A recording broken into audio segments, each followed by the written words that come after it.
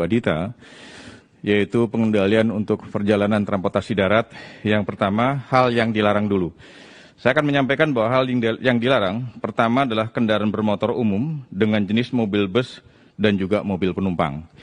Yang kedua adalah kendaraan bermotor perseorangan dengan jenis mobil penumpang, mobil bus, dan sepeda motor, serta kapal angkutan, sungai, danau, dan penyeberangan.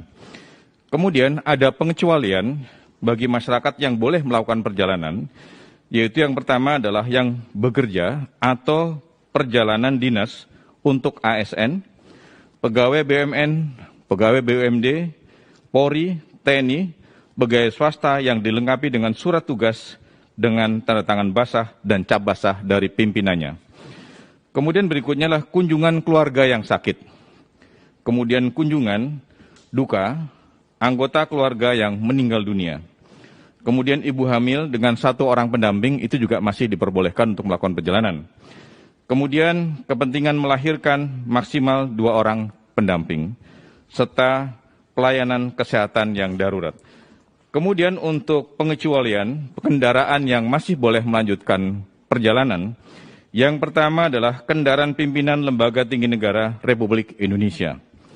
Kemudian berikutnya adalah kendaraan dinas operasional berplat dinas TNI, dan juga Polri. Kemudian berikutnya adalah kendaraan dinas operasional petugas jalan tol. Itu juga masih harus menjalankan tugas tentunya. Kemudian kendaraan pemadam kebakaran, ambulan, dan mobil jenazah. Kemudian mobil barang dengan tidak membawa penumpang. Jadi khusus hanya mobil barang yang membawa barang saja, bukan untuk membawa penumpang. Seperti kasus yang tahun lalu, banyak mobil barang yang digunakan untuk membawa penumpang, itu tidak boleh. Kemudian berikutnya, kendaraan yang digunakan pelayanan kesehatan darurat, ibu hamil, kemudian anggota keluarga intinya, itu juga akan mendampingi. Kemudian kendaraan yang mengangkut repatriasi pekerja migran Indonesia, warga negara Indonesia, dan pelajar mahasiswa yang berada di luar negeri, serta pemulangan orang dengan alasan khusus oleh pemerintah sampai ke daerah asal, sesuai dengan ketentuan yang berlaku. Kemudian sebagaimana disampaikan tadi oleh Ibu Adita, menyangkut masalah wilayah aglomerasi atau lingkungan perkotaan. Jadi untuk kawasan perkotaan, ada beberapa daerah yang sudah kami skip di dalam peraturan Menteri Perhubungan tadi, yang masih boleh melanjutkan atau melakukan kegiatan pergerakan, adalah yang pertama untuk wilayah aglomerasi Medan, Binjai, Deli Serdang, dan Karo. Kemudian berikutnya untuk wilayah aglomerasi atau wilayah perkotaan Jabodetabek, kemudian Bandung Raya, kemudian Semarang, Kendal, Demak, Ungaran, dan Purwodadi.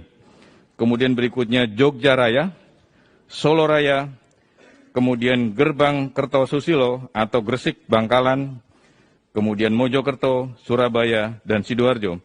Dan yang aglomerasi terakhir adalah untuk Makassar, Sungu Minasa, Takalar, dan juga Maros. Kemudian menyangkut masalah pengawasan, juga tadi sudah disinggung oleh Bu Adita, bahwa pengawasan nanti akan dilakukan oleh Polri dengan membuat pos-pos checkpoint di beberapa daerah.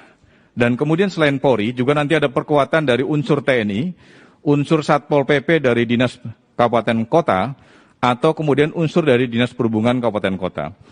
Kemudian juga akan kami libatkan dalam rangka pengawasan adalah personil kami yang dari BPTD.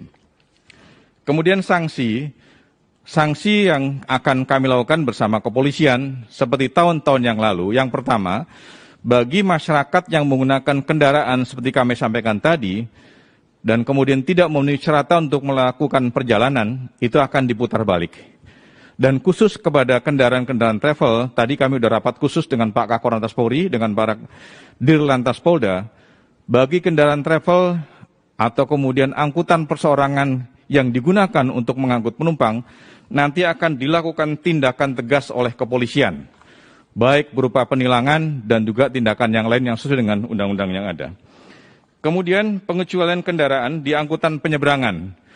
Di angkutan penyeberangan untuk penyeberangan Merak, Bakauni, Ketapang, Gilimanuk, Padang Bayalembar, Kayangan, Potatano, dan juga penyeberangan yang lain yang masih boleh untuk diangkut dengan menggunakan kapal penyeberangan kapal Roro.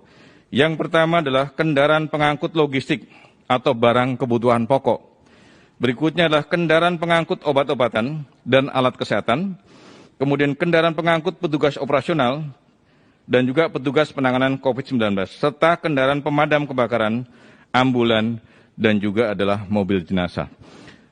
Kami kira dari sektor perhubungan darat ini yang bisa kami sampaikan, dan nanti dalam pelaksananya kami bersama Korlantas Polri, bersama TNI, bersama juga dengan Pol PP dan juga Dinas Perhubungan Kabupaten Kota, dari mulai tanggal 6 kami sudah akan memasuki beberapa pos checkpoint yang dibangun oleh Polri.